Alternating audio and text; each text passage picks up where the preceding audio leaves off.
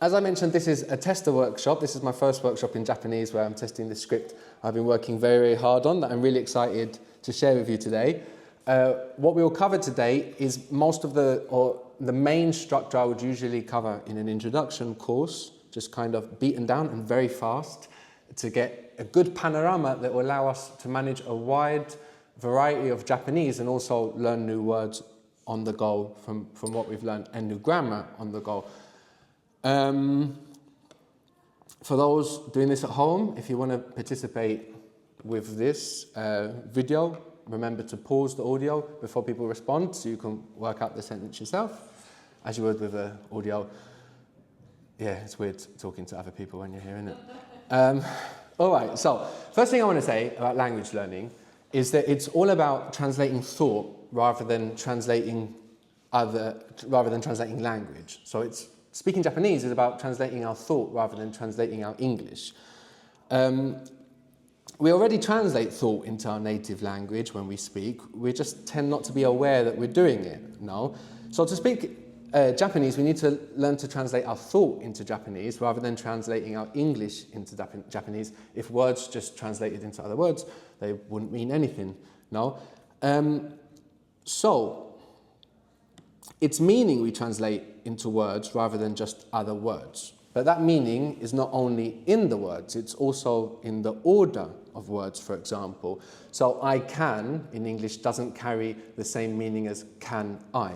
No, same words, but we change the words and we get a different meaning. But if we translate can I directly into Japanese, we lose the meaning. No, that's not how we make a question in Japanese. So to master other languages, and especially such a different language like Japanese, we need to make this process of how we already translate thought into English more conscious. So let's begin. So in English, we have the verb to be, which also has the forms is, am, are. No, we don't say I be, but I am. We don't say he be, but he is. But all of that is to be. And one of the ways we can express this idea, or all these ideas in Japanese, is with the word des. So this is when you'll go des. Yes. Des. Which means you can already say what your name is in Japanese, only what you will say in Japanese is your name and then I am.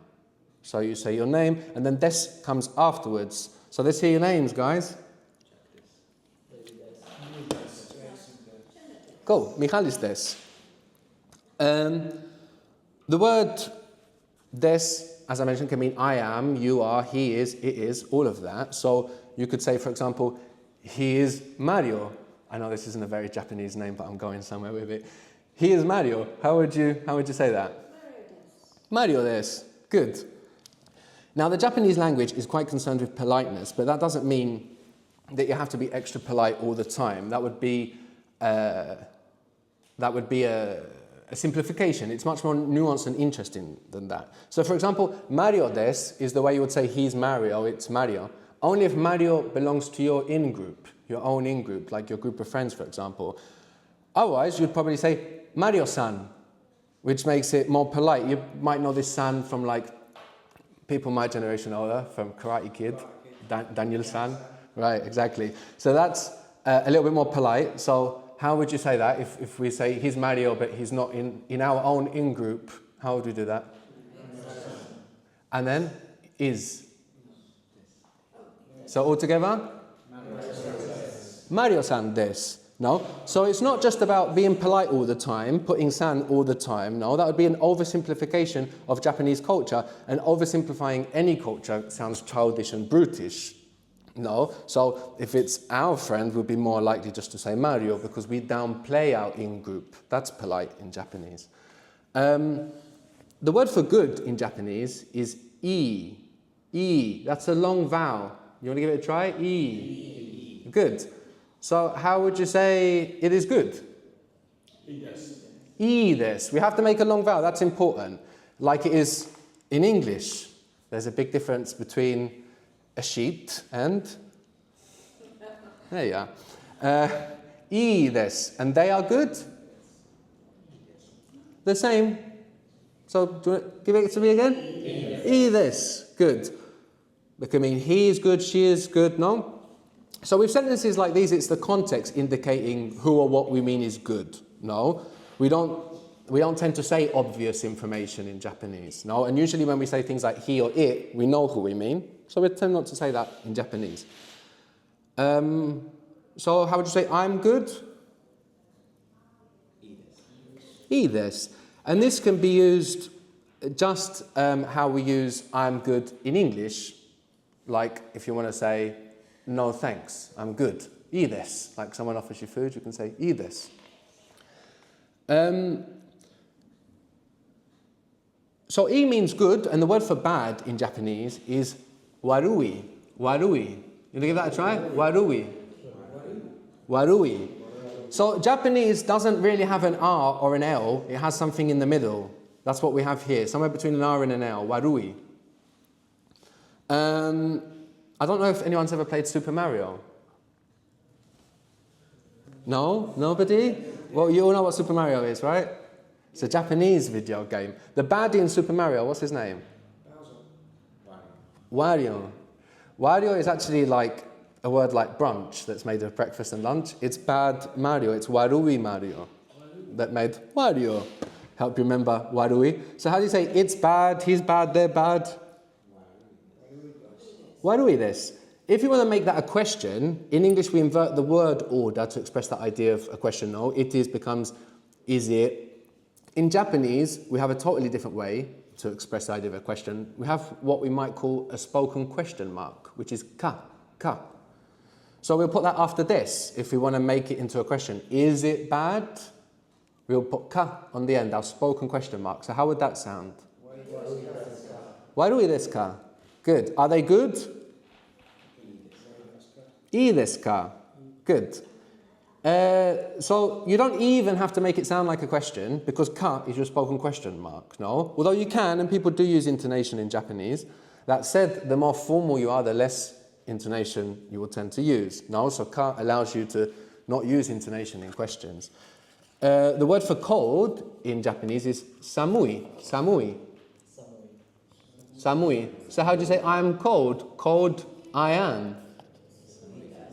Samui desu. And you could say, is it cold? As in like the weather. Is it cold? Bravo. Samui desu ka? Samui desu ka? So what we've learned so far would be for formal Japanese. The type of Japanese we'll use with people we're unfamiliar with in our age group or older. And not necessarily when we talk to children, for example, no? But anyone we might be unfamiliar with or anybody we might expect to maintain a formal relationship with, even though we're familiar with them, like a boss, no? That's when we would use this. But informal Japanese is precisely that, informal.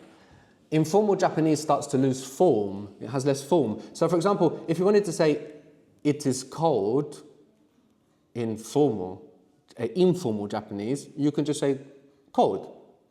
You leave des out. So what was the word for cold? Samui. So samui by itself can mean it is cold, and if you wanted to make it a question, you could just do it with your voice. Is it cold? Samui? So that's informal Japanese. No, it loses form. We go from samui desu ka to samui. No? The word for food in Japanese is tabemono. Tabemono.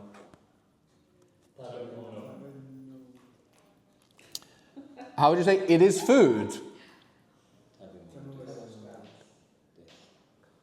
Is it food? Tabemono desu ka? Or if we're being informal? Tabemono? Is it food? Good food would be? I tabemono. But this would mean like healthy, by the way, rather than tasty food. I tabemono. And bad food would be?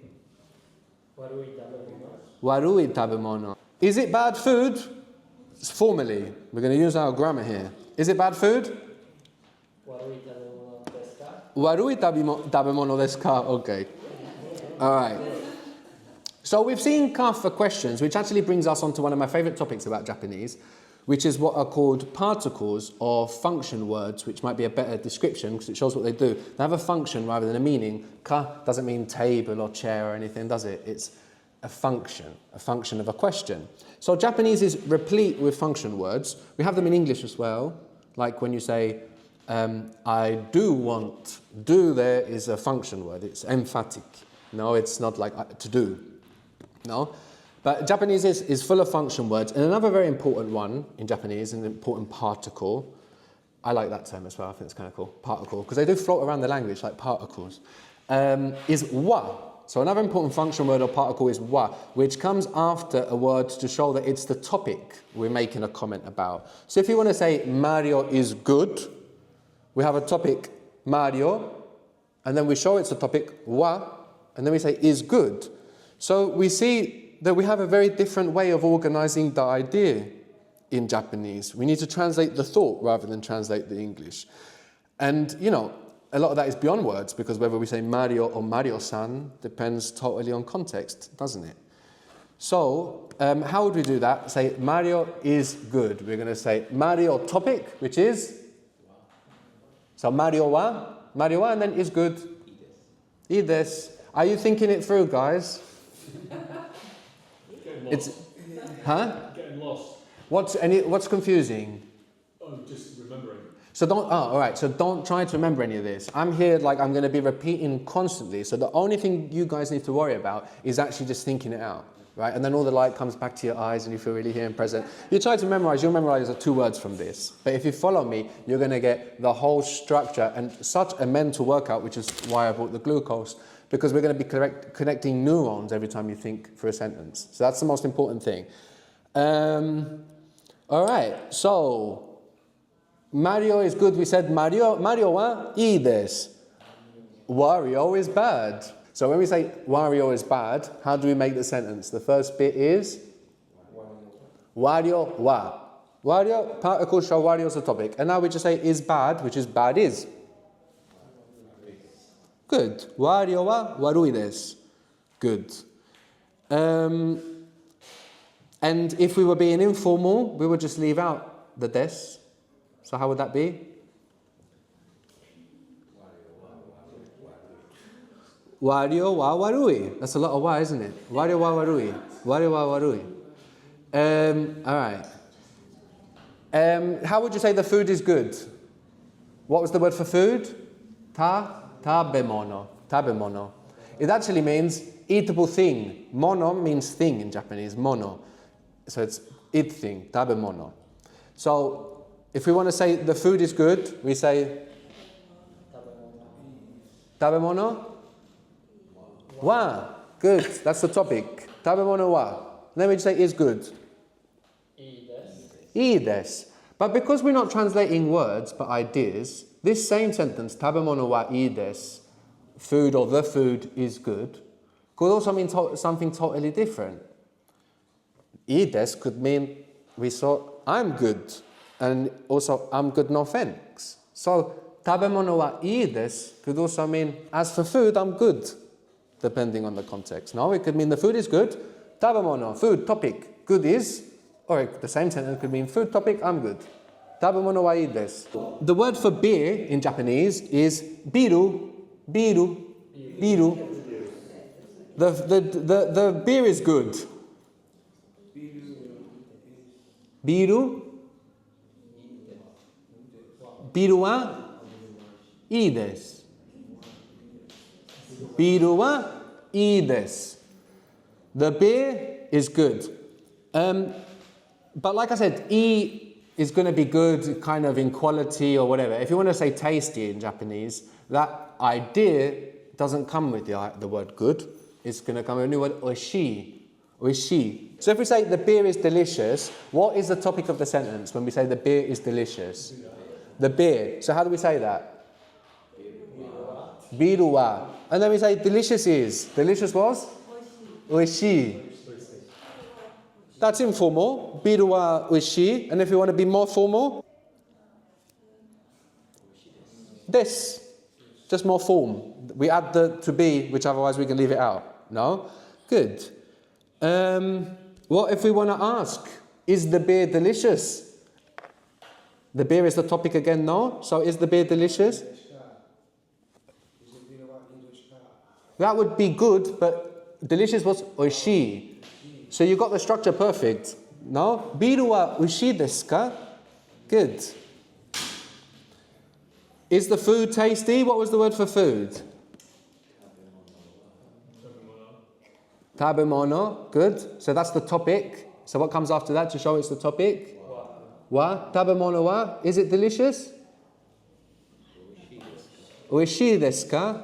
Good. So we have a totally different way of building these ideas now in Japanese. When you want to say something in Japanese, you're often going to have to ask yourself, what is the topic? But the topic, often we will leave it out, like we said. No, when we say he is Mario, we don't bother saying he, so it's just Mario desu. No, but when we say the topic, we have to put wa. So, but the word for he, even though we might not say it generally, is kare, kare, kare. That's the word for he. So that's K-A-R-E, but the R is somewhere between L and R, like kare. So if you want to say he is Mario and use the word for he, what is the topic in that sentence? He. Right? Good. So what's the first bit of the sentence? Kare wa? Bravo. Kare wa Mario desu. Which would be more natural actually if you're introducing him to actually say the word he, where we'd usually leave it out, no? Kare wa Mario desu. Or Mario-san desu, depending on the context. Is he Mario? How would you say that? Making the same sentence a question. So we want to make Kare wa Mario desu a question. How do we do that? Good. Kare wa Mario desu ka? Good. So we have kare for he, and kareshi means boyfriend. So this she is like a bit of like an old honorary thing like san, like Mario-san, and it just kind of stuck to form the word boyfriend, which I think is kind of cool because it's a little bit like Mr. He, isn't it? A bit Sex in the City. Mr. He. Kareshi. Kareshi. Boyfriend. So kare he and kareshi boyfriend. So you could say he is my boyfriend. You don't have to say my. It's implied. Like I said, Japanese leaves out information that's generally obvious. So you could just say, he is boyfriend. What's the topic when we say, he is my boyfriend? He. Good. So it begins. Kare wa. And boyfriend. Very similar to kare. Kareshi. Kare wa kareshi desu. Good. The word for where in Japanese is doko. Doko. So how would you say, where is it? And make it a question. Doko desu ka? Or if you want to be informal, how would you do it? Doko. Just with your tone of voice. Doko? Doko desu ka? Doko? Good. So we saw wa is a particle that we have in Japanese to show what the topic is. Another very useful particle we have in Japanese is no, which connects two nouns to show one is of the other, like apostrophe S in English, right? So if we want to say Mario's food, we have Mario no tabemono. No connects to show that possession. We want to say Mario's beer, we say Mario no biru. Mario no biru. If we want to say Mario's food is delicious, how would we do? What is the topic if we say Mario's food is delicious? What is the topic of that sentence? Good. Or Mario's food? No, because that's going to come together. So what comes first? Bravo. Mario no tabemono wa. Mario's food topic is delicious. Delicious was oishii desu. Bravo. That's a complicated sentence. Mario no tabemono wa oishii desu. So like I said at the beginning, it's all about learning how to split your ideas up in a different way, right? So you begin with the idea, which of course is represented in our mind in English if we think about it that way, right? But we just, from the English, we can see what are the elements of the idea and which bit comes first. No, that's simple. Gets simpler. The more you do it. All right, so no connects words in a much more general way than possession. I want to give you an example. What do you think garasu no teburu might mean? This is an import from English, right? Garasu, am I saying that right?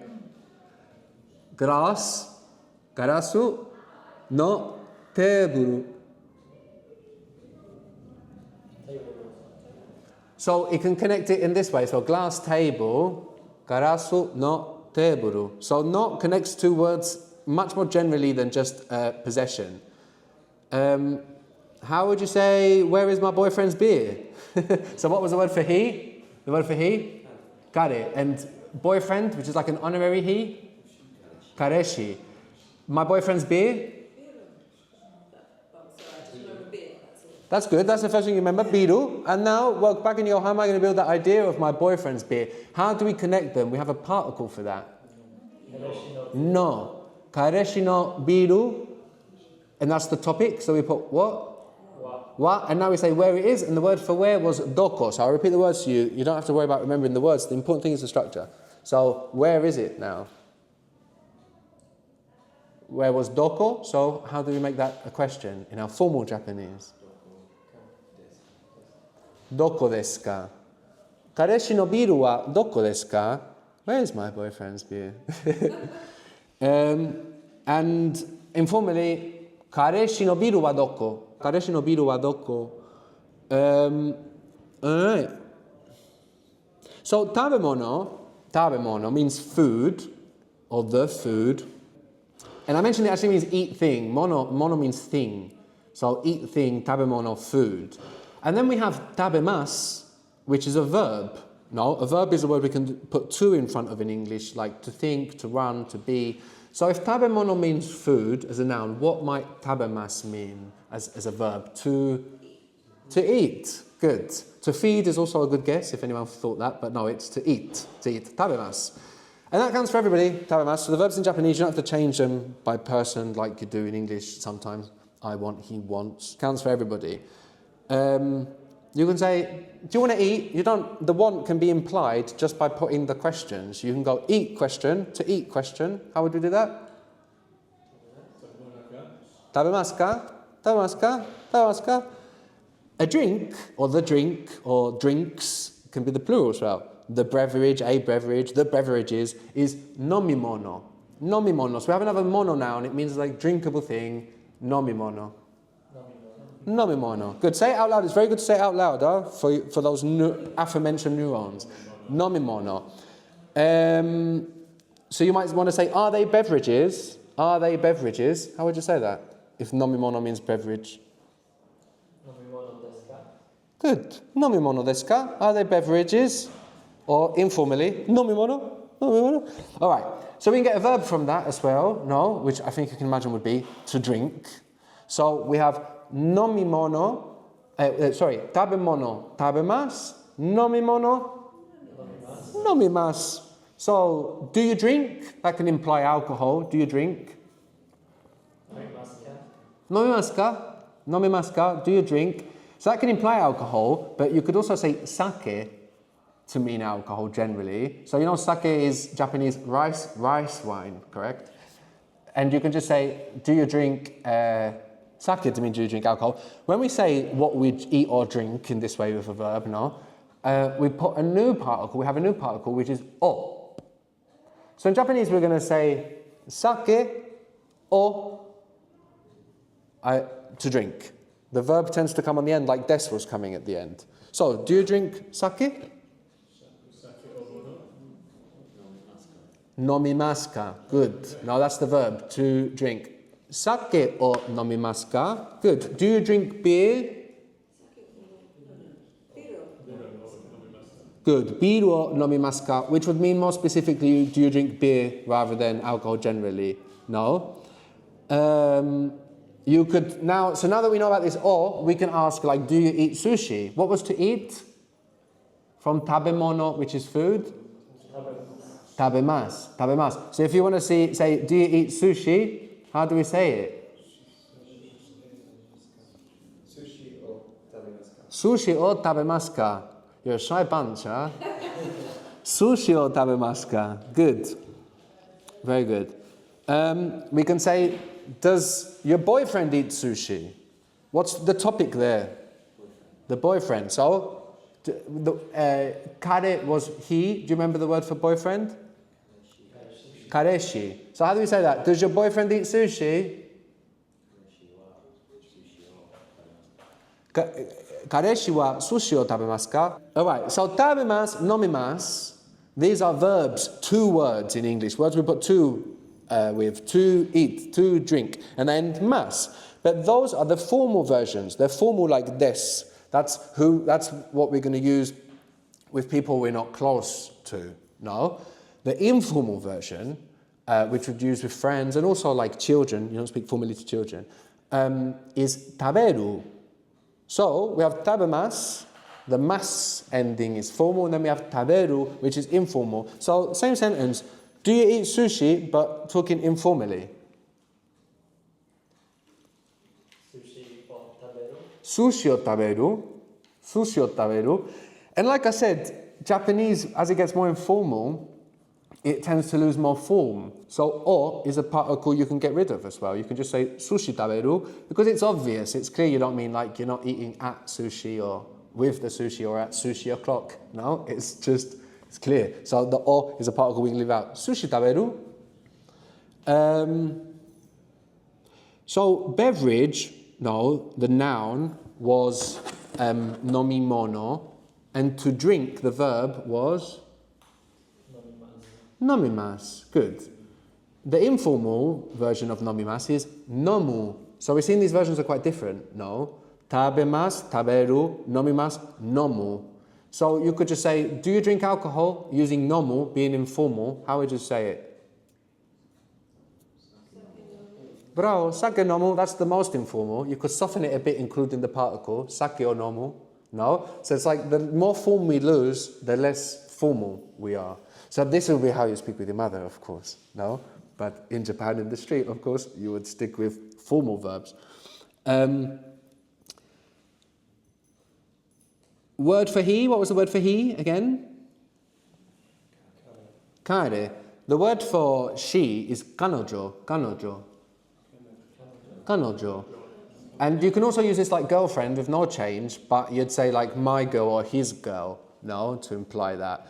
So how would you say, for example, his girlfriend? We can say that now. We might not know the word for his, but we can build that concept of what we already know. We know we do that possession with no. Kare no kanojo. No, she, his girl, his girlfriend. Kare no kanojo. Good. Where is his girlfriend? Where was doko? So, what's the topic when we say where is his girlfriend? The girlfriend. So, that goes first, his girlfriend. So, it's he no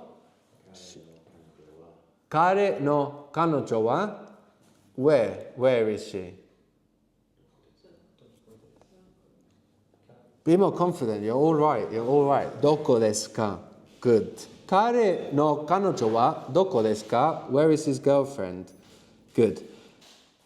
Does his girlfriend drink beer? Right, so that's a big idea. No, with lots of elements. The first thing we want to say is, we want to say, am I mentioning the topic when I say, does his girlfriend drink beer? Yeah? What is the topic? His girlfriend. His girlfriend is the main topic. So, his girlfriend, how do you say his girlfriend? He, no, she. Kare, no, kanojo. And then we show it's the topic? Wow. All right, that's how the way we can figure about that now. Don't want to try and remember that. All now we need 100% mental energy thinking on how we build just drink beer. So what comes first there? Biru. You remember biru, don't you? What is it? All right, so biru, and then how do we mark biru? That it's the verb is applying to beer. It's biru. O. And then the verb, who remembers, or beverage was nomimono, so the verb is? Nomimas. Good. And make it a question. Ka. Kare no kanojo wa, his girlfriend, parked. Biru o nomimasu ka? Or if you want to just be informal, we can say nomu. Biru nomu. Biru o nomu. Another cool particle is mo. We can replace o, like biru or nomimasu, with mo. We can place wa also with mo to mean also. No? So, for example, you could say, do you also drink sake? Here it would probably be clear we meant actually the wine sake rather than alcohol generally, no? So if we want to say, do you also drink sake? Instead of marking sake with o, we mark it with mo. So that's a new particle for us, no? Which gives us this meaning of like also or to. It's an emphatic particle. So, do you also drink sake? What's the first bit? Sake mo? Nomimasu ka? So we might have that complication of informal and plain verbs, informal and informal verbs in Japanese, no? Which is quite a complication, right? To have tabemasu and taberu, nomimasu and nomu.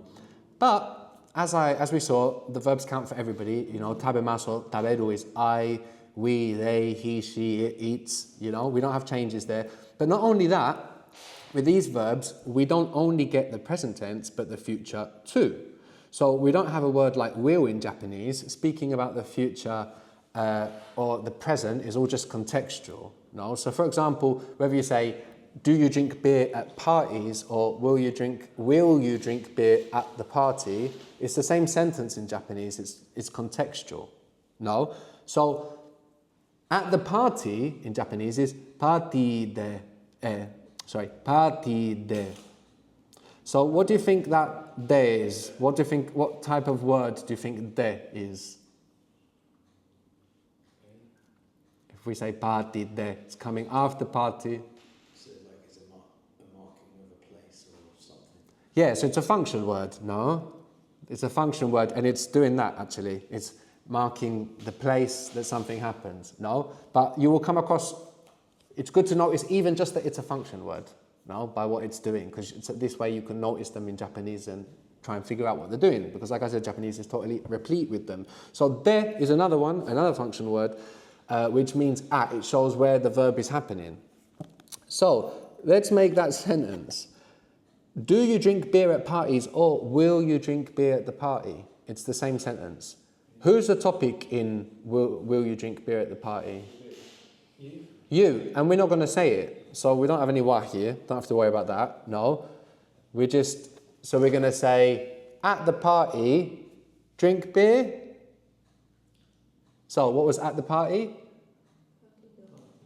Party de. I should have mentioned they're both long vowels there. Party de. Beer drink.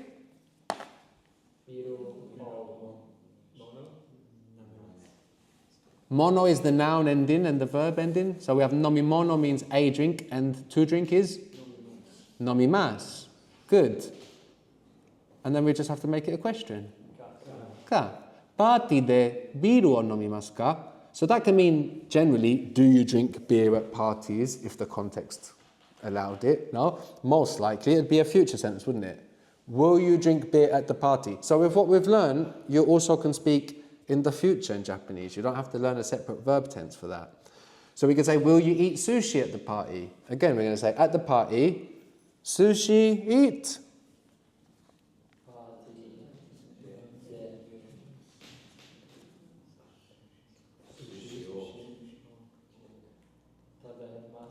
Bravo.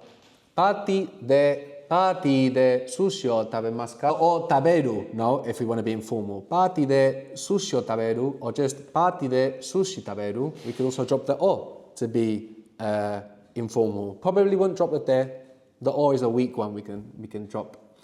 So informal Japanese loses form, but that doesn't mean it stays this plain. Especially in the informal language, we like to express feelings and nuance, right? In formal language generally. So something that allows Japanese to do this in formal and informal language are expressive particles. We have like expressive conversational particles as well in Japanese, which we'll notice are much more prevalent when we're talking informally.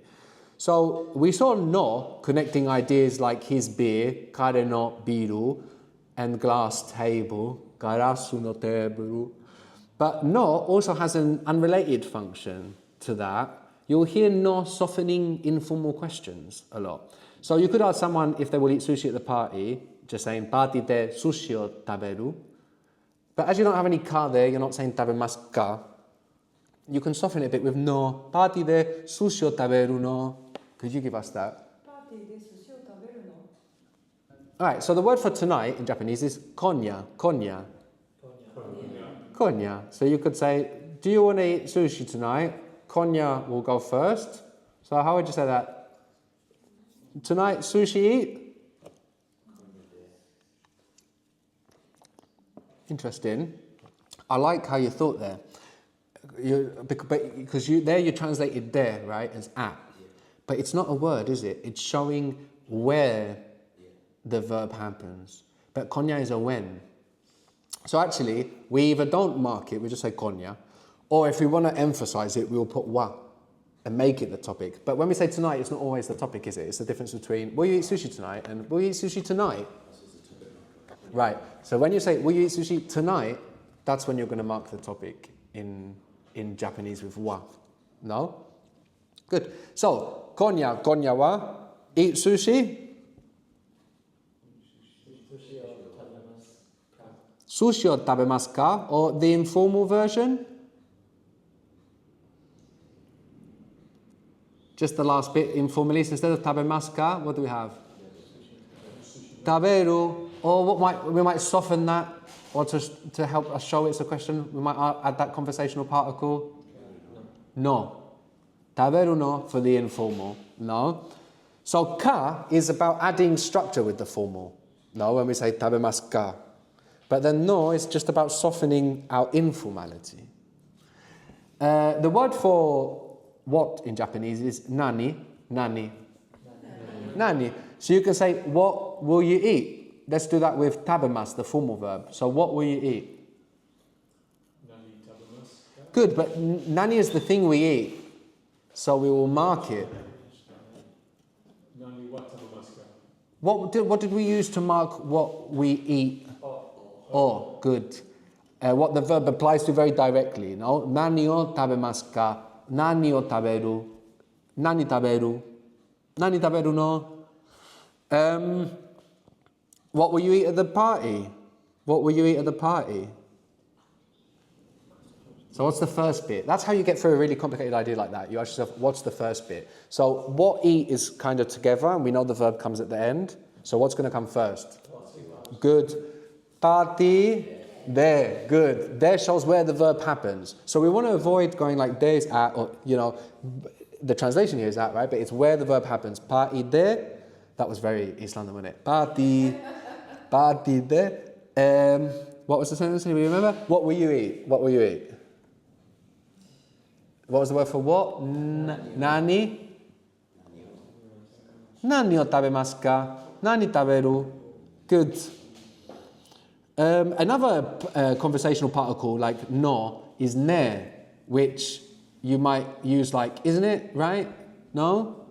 No? So you might say, it's good beer, no? How might you say that? Good beer, no? Ii biru ne, or desu ne. Or you might say, you drink beer, right? You drink beer, right? For that right, you have these conversational particles in Japanese, ne. So how would you say that? You drink beer, right? Biru o nomimasu ne, or the informal, biru o nomu ne, or even more informal, how would we make biru o nomu ne even more informal? Biru ne, no, sorry, biru nomu ne.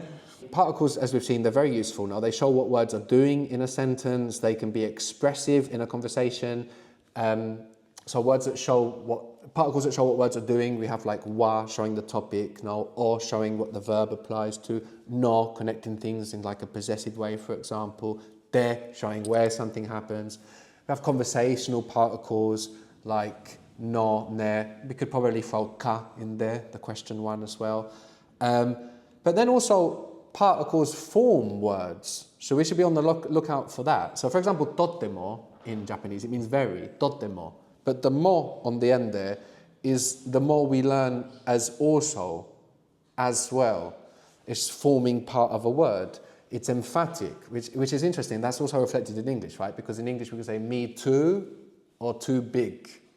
And mo is having both those applications. Now in totemo, very, but then, karemo, him too. Kanojo mo, her too.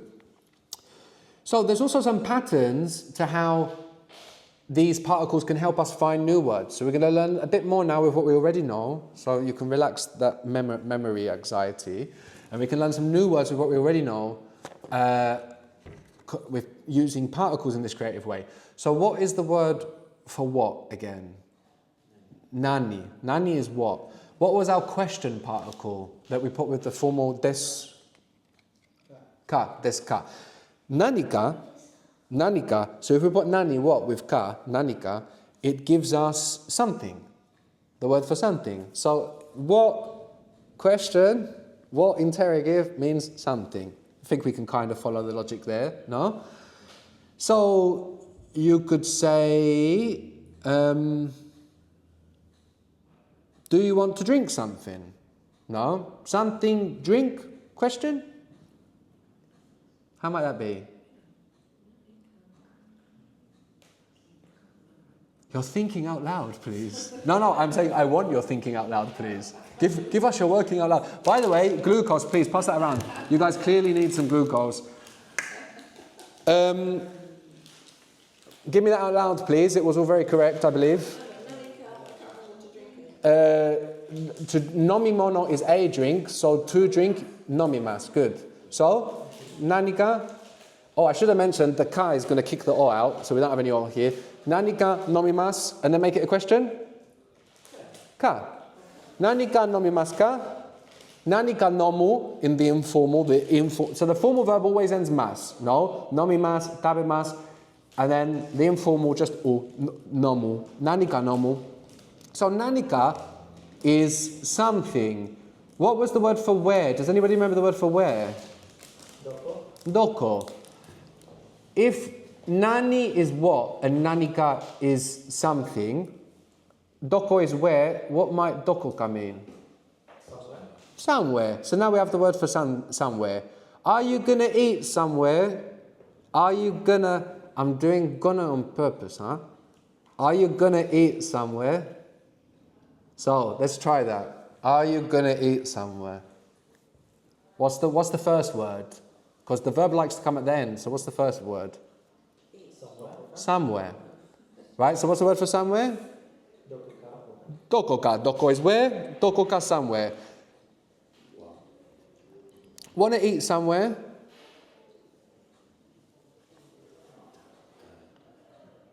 So when I say gonna, are you gonna eat somewhere? What am I trying to show you when I say gonna? Informality, very nice. So we don't use taberu, but, sorry. We don't use tabemas, but taberu. All right. So should we try and build that sentence? You're going to eat somewhere? Good, but dokoka is where we eat, is where the verb happens. So it's like, what particle shows that? There, good. All together? Dokoka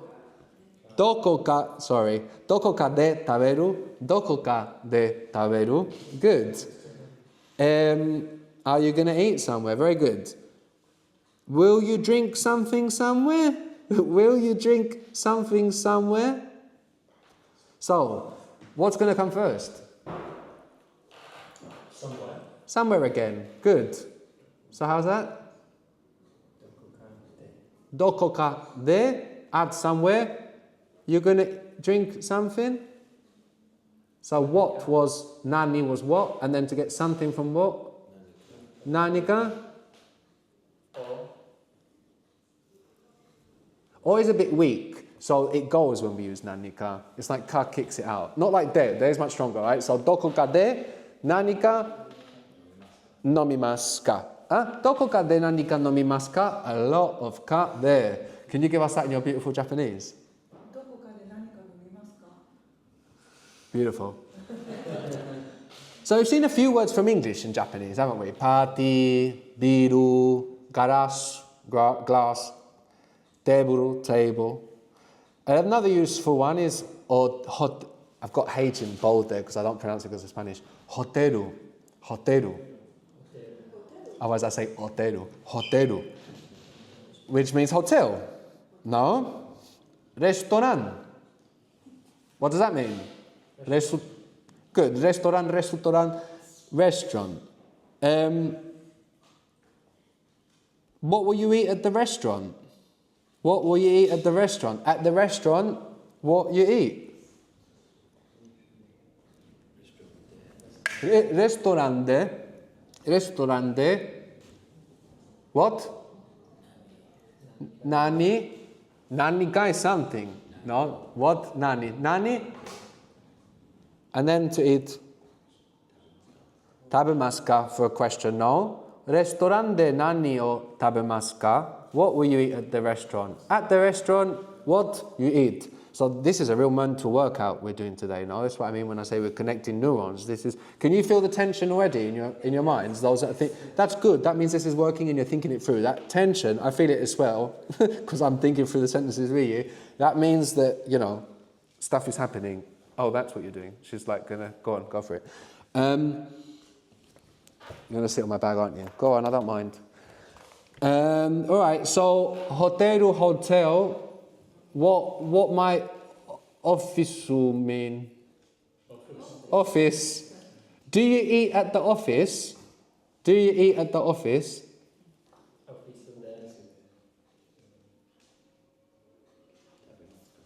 Office de tabemasu ka?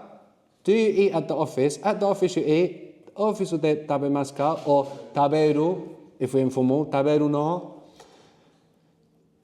We said instead of no can soften our questions, right? Ne is like right. So if we wanted to say you eat at the office, right? You eat at the office, right? That right, we can say ne. So you eat at the office, right? Office de tabemasu. You said kane. So ka is for genuine questions, where ne is like right. Tabemasu ne. Office de tabemasu ne. Office de taberu ne. So Japanese is very interesting in the way it handles cultural integration. Japanese as a culture is both conservative and liberal all at once. It conserves what is Japanese, but also integrates constantly what isn't. And when it does that, it takes the word along with what it integrates, like garasu, glass, or ofisu, or ice cream.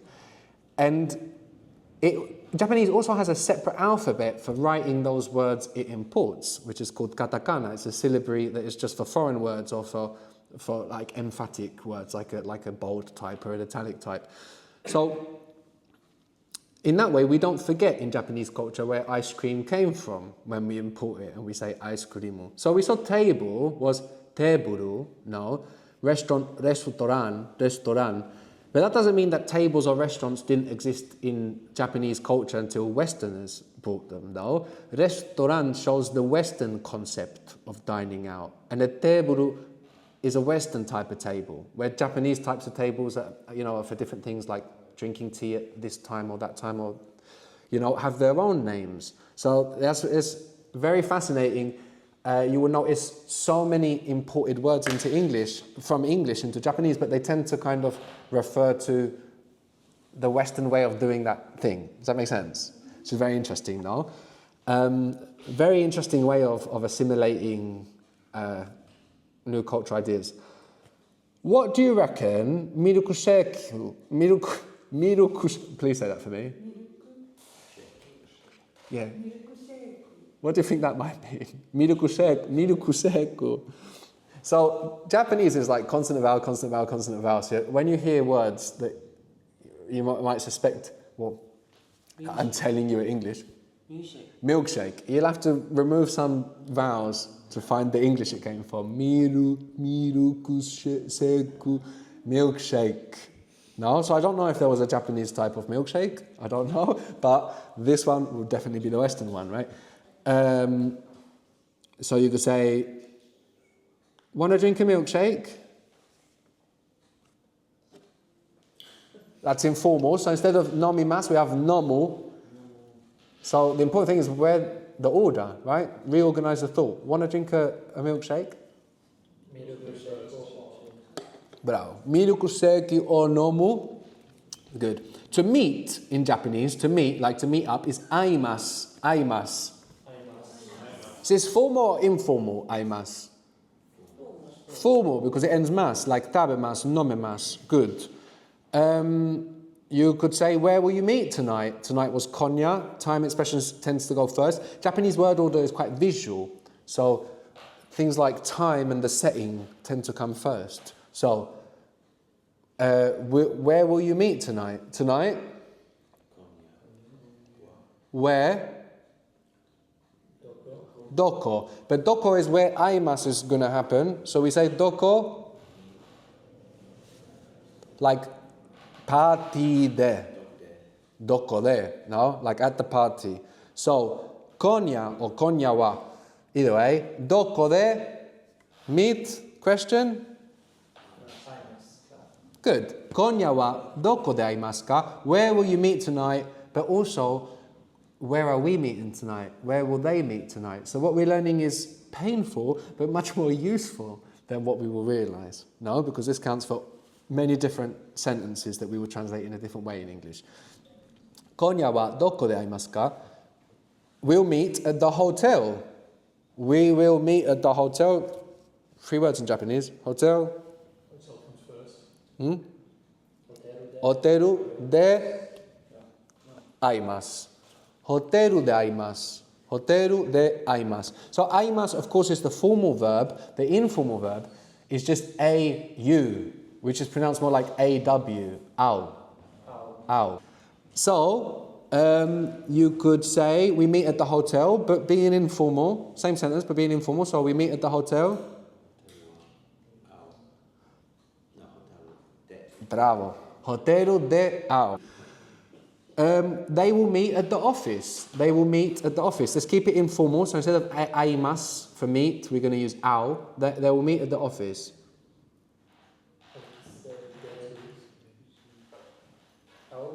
Office de au. Office de au. Good. So we've seen our verbs have a plain form and a polite form. Au, aimas, nomu, nomimas. And we've been learning these as separate vocabulary items, no? But we can quite reliably find the mass form from the plain form, the formal from the informal. There's a couple of ways to do it, but we've already seen enough verbs to suss them out. So we're just going to look at what we know already, relax, and let's see if we can suss out the pattern, right? So, au became aimas, aimas. Nomumas became nomimas. That's enough to find the pattern. What are we doing? If au becomes aimas, au aimas, nomu becomes nomimas, what's the pattern to move from one to the other? You to imas. Good. Perfect. Nomu, nomimas. No? So if I tell you yomu is the informal for reading, yomu, rhyming with nomu. Yomimas. Yomimas. Sorry, the acoustic is terrible. I just get like this wall of echo whenever you speak. Yomimas. Yomimas. What do you read on the train? Train is densha. Good, it is the first thing you will say. So what do you read on the train? No. What you read is the verbal thing. That comes on the end, generally speaking. So the first bit is? Densha de, on the train. What do you read? Nani is what? Nanika is something. So nani? Nani, what do you read? Nani o? Yomimasu ka, if we're talking formally low. Densha de, nani o yomimasu ka? Or if we're talking informally, what do we have instead of nomimasu ka? It's just like nomu nomimas. So instead of yomimas, we had yomu. Densha de nani yomu. No? We can really cut that sentence down when we're talking informally. We also get a mono noun from yomimas. So firstly, give me the word. What would it be? The mono noun from yomimas, to read. The noun with mono, how would it sound? You can look to yomimono. You look to nomimono, yomimono. That means reading material, yomimono, as a noun. read thing, reading material. Kau, K-A-U, is to buy, K-A-U. If you want to get the formal of that, now we know that we replaced the U with imas. So how might it sound when you put that together? Kaimas. Good. We also get a noun from that. How would that be? The mono noun from that? Kaimono, which means like shopping as a noun. No, or purchase actually. You could say it's a good purchase. How would you say that? It's a good purchase. I kaimono desu. Good. We also have an assertive conversational particle you will hear a lot in Japanese, which is yo. No, which would fit quite well in a sentence like this. If you really wanted to like kind of be assertive, like it's a good purchase. No, you could add yo on the end. So how would that be? It's a good purchase.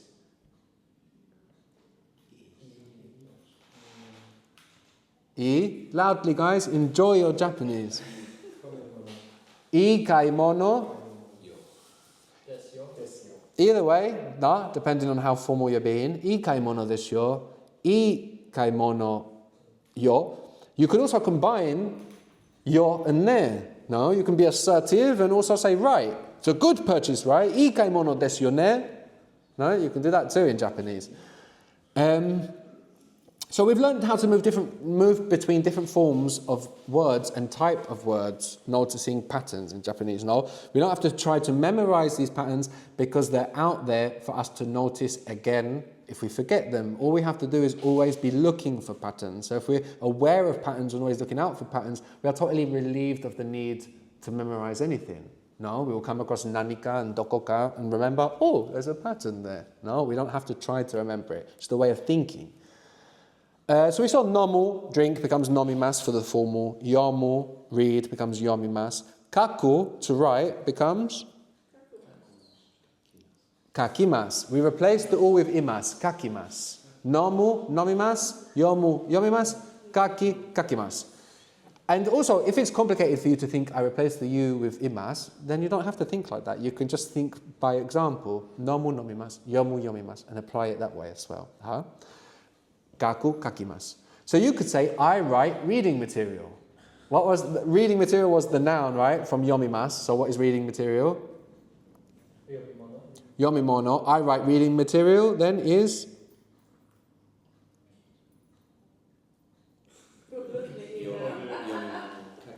All right, I want someone other than him then. Come on. I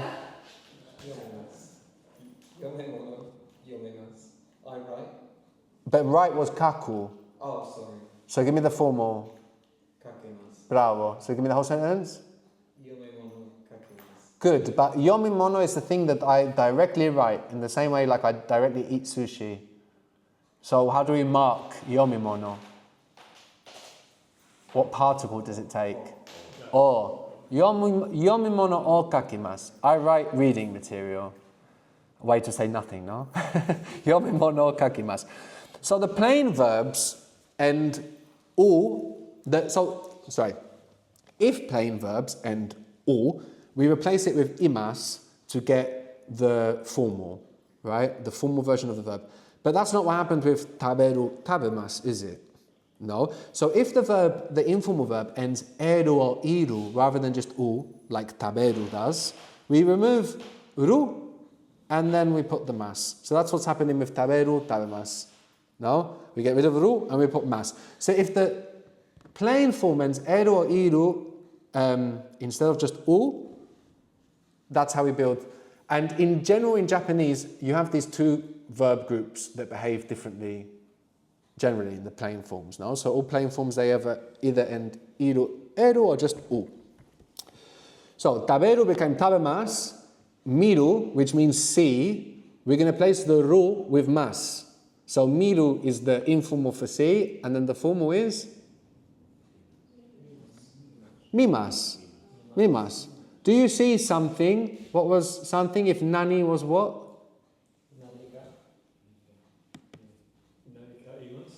Nanika mimas. Nanika mimasu ka? No. Nanika mimasu ka? Or the informal would be miru. Nanika miru. Aku means to open. So the informal of aku is Akimasu. This is an all one. No, not an all one. So we replace the all with I. No, so with verb like taberu, miru, we replace the ru with mas. And like again, you don't have to try to remember any of this. You just have to know there's patterns. There's two patterns here. If I forget it, I'll look at the word. End the story. No? Nomu, nomimasu, yomu, yomimasu, kaku, kakimasu. Aku, akimasu. Aku is open. You probably heard in Japanese before the greeting konnichiwa, no? Meaning like good day or something. Translated as good day or hello. But what we're actually doing there is we're saying konnichi, this day, wa. Subject of my sentence, topic of my sentence. So it's not, so I think of this as like Japanese politeness, right? You're not going to go around bossing people around telling them to have a good day, no? Like it wouldn't be very Japanese to say have a good day. No, fuck you, you're telling me what to do. So politely, we leave it at konnichiwa, day, topic. No, we acknowledge that we just inhabit the same space and time, konnichiwa. You might also hear konbanwa, good evening, konbanwa. Again, we see the wa for topics. And actually this kon is a contracted form of kono, meaning this. So konban is literally like this evening, konnichi, this day. So kono means this. So now you can say this food, for example. How would you do that? This food. Kono tabemono. Good. This hotel. Kono hoteru. This restaurant. Kono restaurant. And if we change the K to an S, we get kono would, how would that sound if we change the K to an S? Sono, which gives us this and that. So now we have the word for this and that. This is another pattern. The K changed to an S. So we have kono, this, sono, that. So this, that hotel would be? Sono hoteru. To meet was aimasu. So let's say, will they meet at that hotel? So sono hoteru, that hotel. Will they meet at that hotel? Bravo. Sono hoteru de aimasu ka? Or just ao was the informal. Sono hoteru de aimasu ka? So we have kono and sono for this and that. And then we have dono, which means which. So how would you say which hotel? Dono hoteru. So now we can say which hotel will they meet at? Which hotel, at which hotel will they meet? No, so the first bit is at which hotel? Dono hoteru de will meet. Aimasu ka? Dono hoteru de aimasu ka? Good. Which restaurant, which hotel will they meet at? So we have kono, sono, and dono, and this gives us actually a pattern. Kono near me, sono near you, dono question. I do this very Arabic Turkish thing for questions in my hand. Sorry. So we have kono, sono, dono, and in the same way we saw the word for where was, what was the word for where? Doko. Now doko also belongs to this pattern. So in the same way we have kono, sono, dono, this, that, which. Doko, where, is of this pattern. So you can actually tell me the words for here and there. From doko. Soko, there, and here? Koko. Good. So we have koko, soko, doko, here, there, where? Sono, kono, sono, dono, this, that, which. All right. So you could say we will meet there. How would we do that? We will meet there.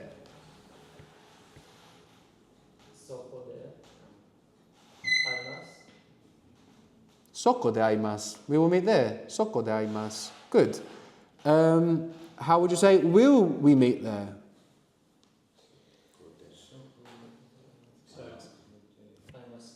Soko de aimasu ka. What was the word for he? Kare. Kare isn't a spatial word, right? So we don't have sare. But we do get the question word who from kare. So what do you reckon it is? Dare, with the D again. Who? Dare. Who is it? How'd you say that? Who is it? Talking formally. Who is it? Dare desu ka? Who is it? Dare desu ka? What was nani? And nanika was something. Doko was where, and dokoka was somewhere. So what might dareka mean? If dare is who? Someone. No? So all these patterns are out there just for us to notice time again and realize, oh, actually, we have a massive base already to manage a great deal of ideas in Japanese. No? Dareka, someone. You will often hear in Japanese sumimasen, which means sorry or excuse me, but literally it's something like it is not settled, no? Meaning that you're indebted for your mistake. It's from a very formal, even literary verb, sumimas. It comes from sumimas, sumimasen. It's not settled, sorry. So sumimasen actually gives us our negative of mas verbs. Mas becomes masen.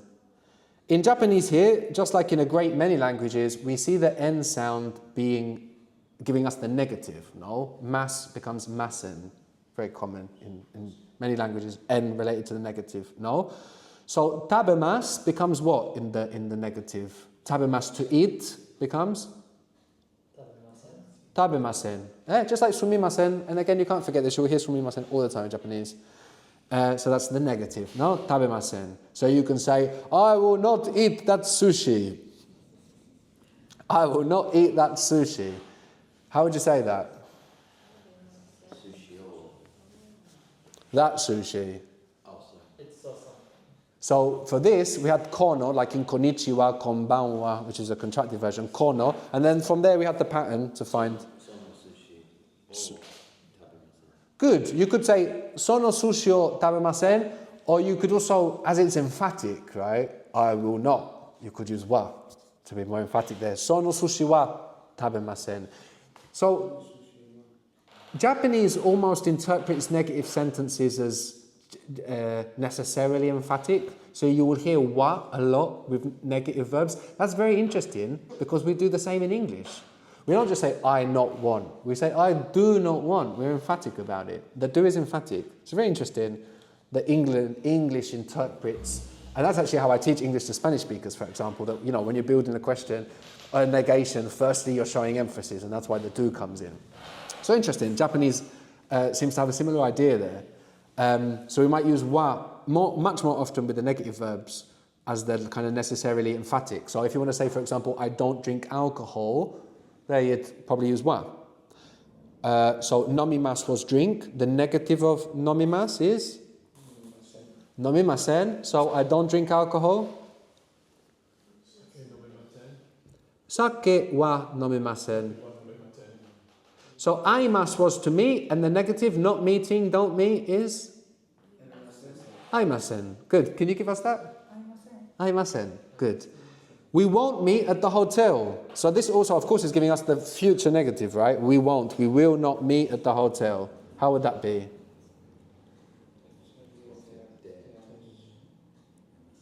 Hoteru de aimasen. We won't meet at that hotel.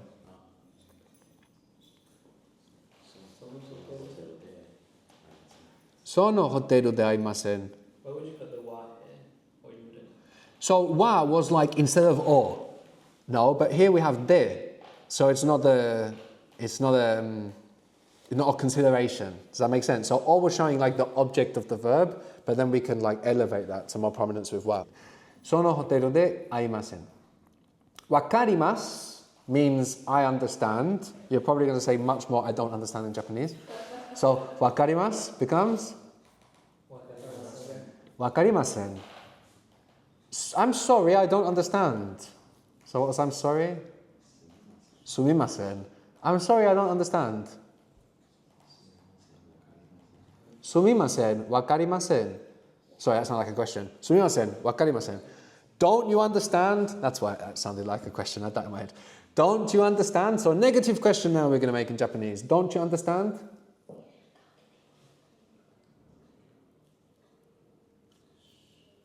It's just a negative with ka. How is that? So wakarimasu, I understand or just understand. The negative is wakarimasen. Make it a question. Don't you understand? Wakarimasen ka? Good. So again, this is why I always make this emphasis on being focused on translating ideas rather than words, because we can be sat around all day going, I don't know how to say don't, you know, but then when we kind of come back and we look at the idea, we realize, oh, there's so much I know how to say in Japanese already. Even though we might be missing a lot of vocabulary as well, right? But it's easy to find a word and then place it into Japanese grammar. That's the hard bit. Good. Wakarimasen. Question, wakarimasen ka? Don't you understand? Don't you drink alcohol? Don't you drink alcohol? Negative question.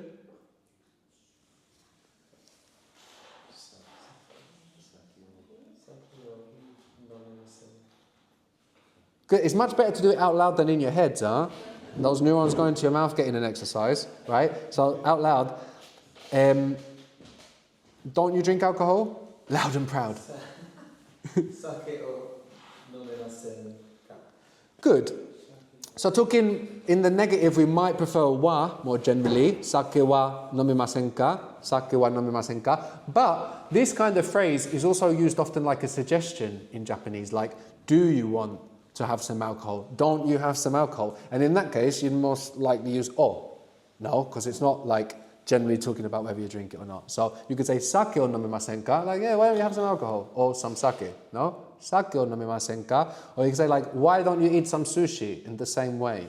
No, with tabemasu in the negative question. So how would you say that? Like, why don't you eat some sushi?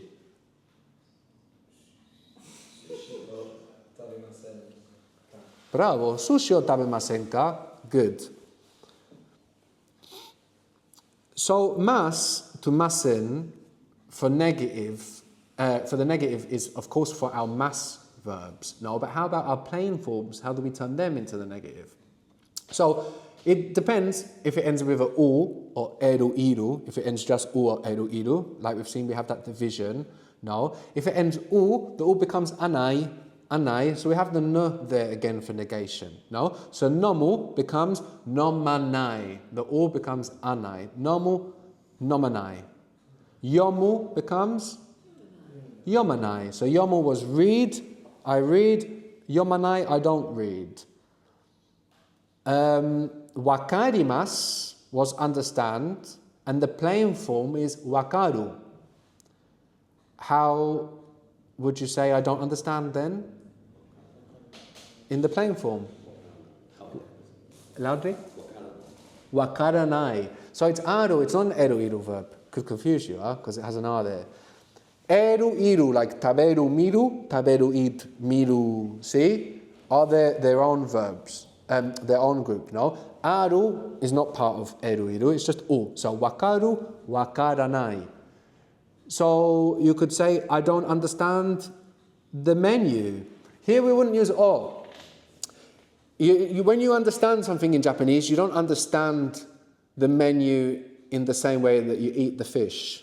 You understand about the menu in Japanese. And then we learn a new particle. We have ga.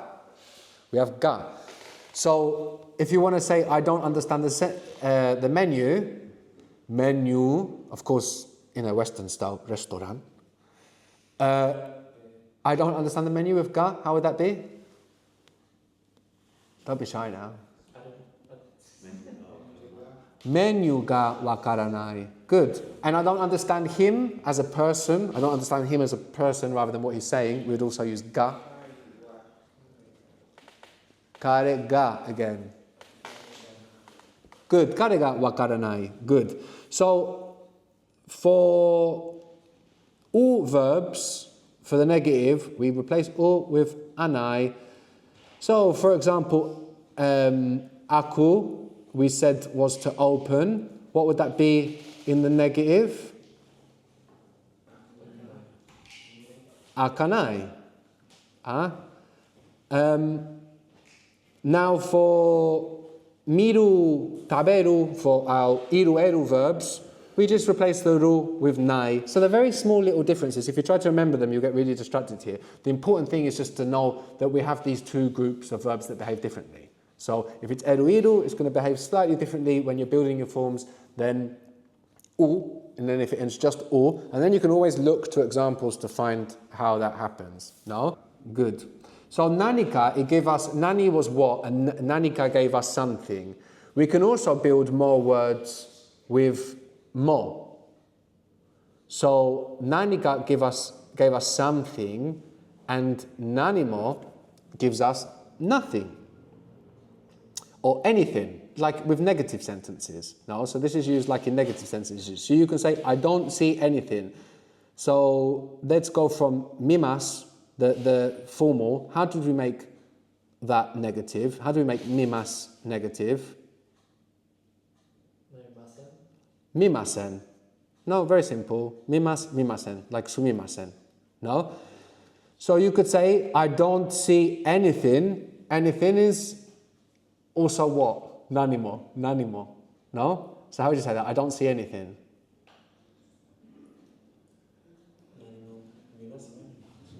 Nanimo mimaska. Nanimo mimas. Sorry, without the ka. I don't see anything. Nanimo mimas. Don't you see anything? Nanimo mimaska. No. So what was the word for where? Doko. Somewhere was? What was somewhere?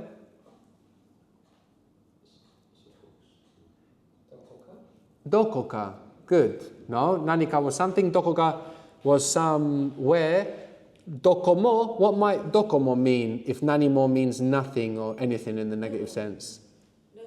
Nowhere or anywhere, not anywhere in the negative sense. No? So these more tend to be used with negative verbs. Good. So you could say, for example, she doesn't eat anywhere. He doesn't eat anywhere. They don't eat anywhere. What is the particle we would use for eat anywhere? There. We mean at, right? It's where the verb is happening. I've put this very complicated example just because I think it's interesting, right? So we would be saying dokomo de. But existential Japanese says, hold on, I can't put de, which shows where something happens, onto dokomo, which precisely means nowhere. Like I might cancel the universe. So Japanese gets around that by saying doko demo, which is very interesting. Doko demo. So you can't say dokomo de, because dokomo is nowhere and there is where something happens. So Japanese gives you doko demo. I thought that was interesting. I'm not going to make you full sentences with it, don't worry. Let's learn a new question word. The word for when is itsu. I think there's a brand called itsu, isn't there? That means when. So you could say, when will it open? Meaning like a shop or something, no? Open was aku. So how would you say, when will it open? Very simple. When open? In the informal? Itsuaku. But now to make it formal, we get form. We have to think more. So how would you make itsuaku formal? We have a o. Again? Itsu akimasu. Ka. Bravo. There we have some nice Japanese form. Itsu akimasu ka.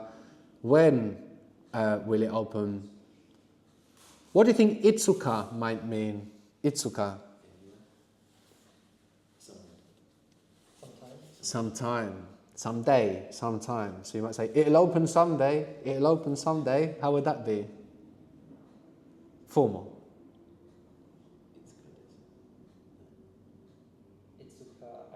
Itsuka akimasu.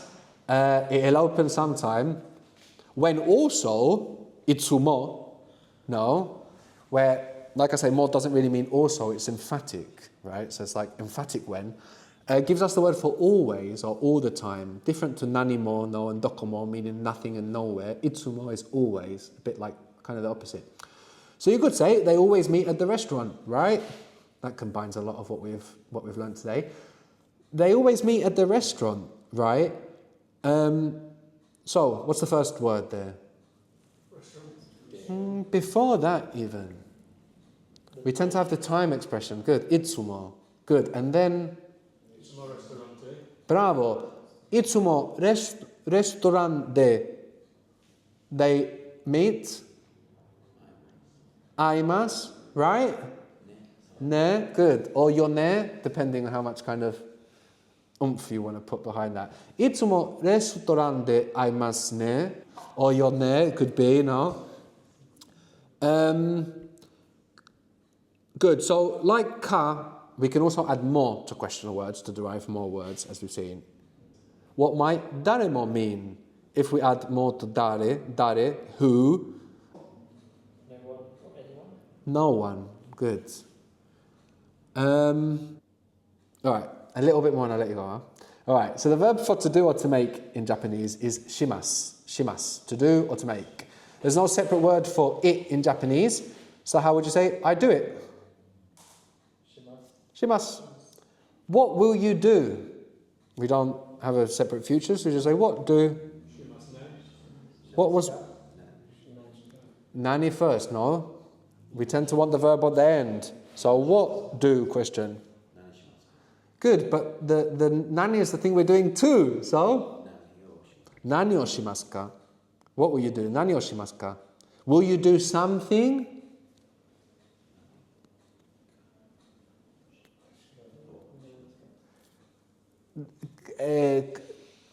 Nanika shimasu, that was good, because that was a very small detail. That nanika tends to kick the o out. It's always quite weak, you know. We said we can lose that when we're being more informal. So nanika kind of gets rid of that. Nanika shimasu, will you do something? Won't you do anything? So nanika was something. What was anything? Nothing with negative sentences. Nani more. Won't you do anything? So I have the negative verb with a question. Won't you do anything? Nani mo shimasu ka? Won't you do anything? Nani mo shimasu ka? So this is, of course, the polite form of the verb, shimasu. The plain form is suru. This is irregular. It doesn't follow our patterns. No, but that will happen sometimes, especially with common verbs like to do. Thank you in Japanese is arigato, or more politely, arigato gozaimashita. Arigato gozaimashita. This literally means something like the rare or unlikely thing happened or was. Something like that. You did something out of the ordinary, no? Thank you. Arigato gozaimashita. So in gozaimashita, we have the past tense of a mass verb. No? So for past tense of mass verbs, mas becomes mashita. So if shimasu is to do, I did it is shimashita. Did you do it? Shimashita ka? Good. Did you do something?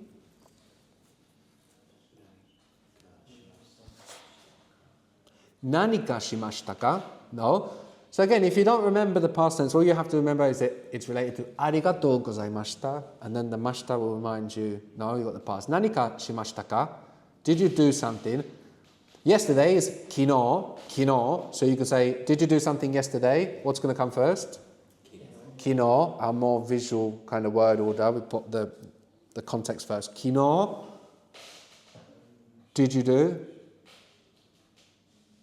something? Do you need a marker after yesterday? Only if you want to emphasize it.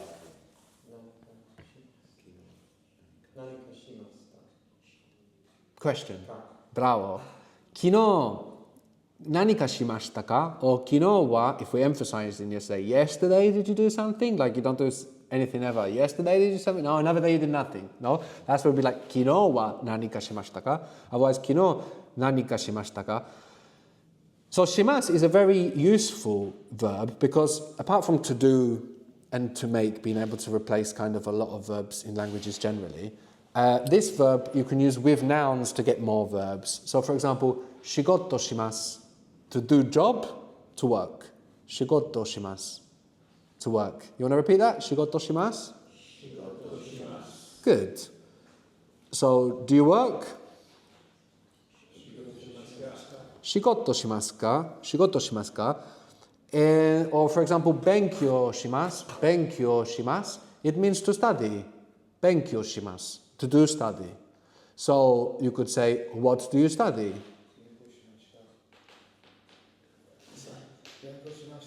Yeah, but what? We want the what in there. So benkyou shimasu ka is do you study? Do you study? But what do you study? Doku would be where? Give me that. The important thing is the particle, right? That's what I'm most interested in. So when you say where do you study, what you actually mean is at where do you study. So we represent that. No? Doko? Doko de. No? Like party there. where do you study? Doko de benkyou shimasu ka? No, but what do you study would be? Nani what?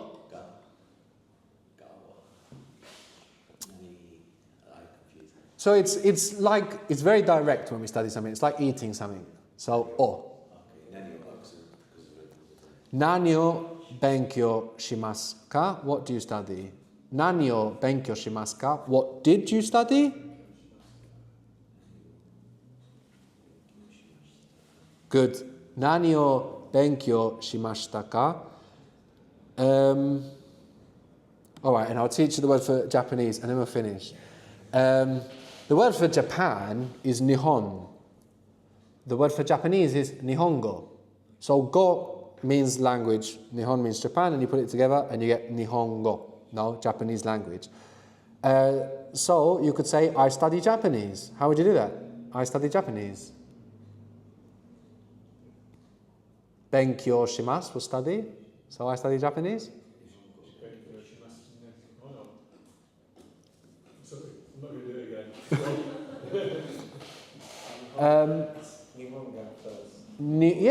Yeah, we want the verb at the end in Japanese, right? So we've always got to reorganize that thought. Japanese, I do study. No? So how is that? I study Japanese?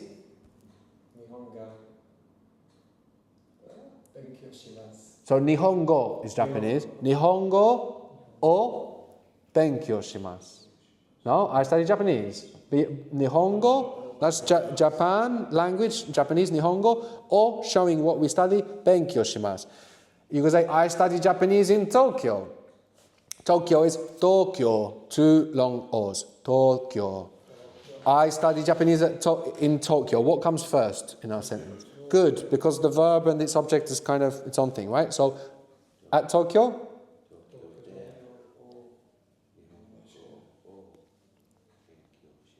Good. Tokyo de Nihongo benkyou shimasu. And I studied Japanese in Tokyo.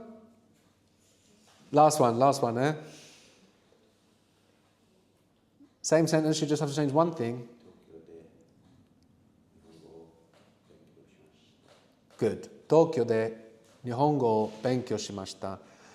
So, unlike English that, you build languages with ish, like Spanish, or ik, like Arabic, or like Italian, in Japanese we just have go, which is called. So, Nihon, Japan, Nihongo, Japanese. Furansu, what is Furansu? France. French, Japanese, French language. Furansugo. What might Arabia go mean? Arabia go? Arabic, right? Arabia go. Arabia go. All right, guys, thank you so much for letting me experiment on you today. Thank you. Believe it or not, I had much more material that somehow I thought I was going to ram you guys through. But I will continue tweaking this to fit it all in, because what I wanted to get in was the past negative of everything. So actually what we managed to was we've seen the past and the present. We didn't get to the past negative, no, but we got the present and the future with the negative. Anyway, we covered a lot, right, is the point. Well done. And like I was mentioning at the beginning, the online material is much more paced than this. No? So I do these kind of intense 90-minute sessions, but then what will eventually come online from this, which is Introduction to Japanese, will be around 5 hours, where all of the structure I'm trying to ram into these 90 minutes will be spread over the 5 hours with much more detail and much more content. No? So for you guys and for anybody online, if that's more your vibe than having it plummeled into you this way, then wait for that. Thank you for coming. I don't know if anybody has any questions about any of the content that we've learned, this project, what the hell I'm doing. Any questions at all?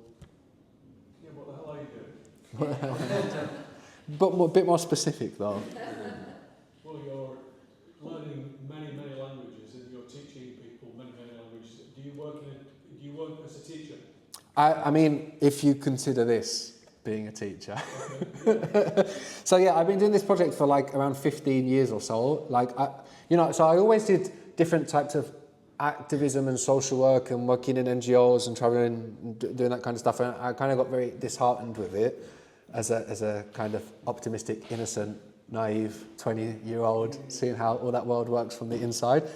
And then I kind of bounced back with this, you know, I really saw how much it impacted me. I'm an Essex boy, by the way. I know I don't sound like it anymore, but I grew up in Ilford. And I've just been living abroad for a long time. I came back in October. It was like, you know, massive what language did for me in so many countable ways, be it ignorance, be it understanding the world, be it mental and psychological health. So that's when I decided, okay, this is what I want to share. I was only going to do a couple of courses, like 15 years ago. But then I went to Cyprus and I was like, my family's from Cyprus, you know, I went to live in Cyprus and so, oh, this Greek and Turkish fits for the Cyprus problem. And then on it went, and now I'm like, I don't know, 10 languages down the line. And a music course, I'm trying to open this method up to other subjects as well. So the first one was music, and I'll see what else I can apply it to. So like I mentioned, all that material is free online, 100% for free, no sign-ups, no ads. A weird thing as far as projects go. You can donate if you like. As I said, this workshop is 100% free, and the supporters on Patreon kind of pay for me to ferry around like this and to do this, so it's 100% free. If you want to donate, you can join the Patreon and support this, or there's a little machine over there. And also lots of goodies over there which you can take for free, like those little cotton bags or badges or whatever. So basically, anytime you hear somebody say, I want to learn a language, you go, I know just what you need. Language transfer. I had a list of stuff here I was going to say to you, but like I only just see light at this stage. Any other question? Okay, thank you guys so much for coming. And lovely to meet you all. Thank you. Thank you very much. Cheers, thank you.